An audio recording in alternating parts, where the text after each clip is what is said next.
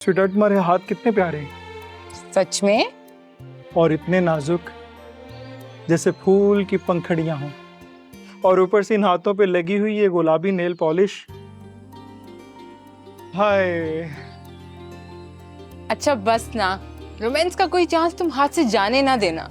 मेहरुजान, आजकल के हीरो यही करते हैं। कभी कभी मुझे समझ नहीं आता कि तुम एक्टिंग कर रहे हो या सच में मुझसे मोहब्बत करते हो।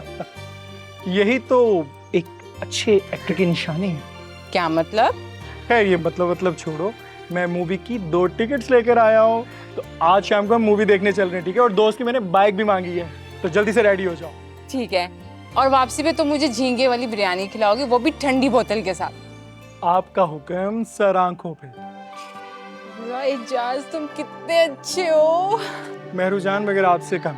और हाँ, आपने आज मेरी पसंद का रेड सूट पहनना है। ठीक है, मैं अभी पहन के आती हूँ।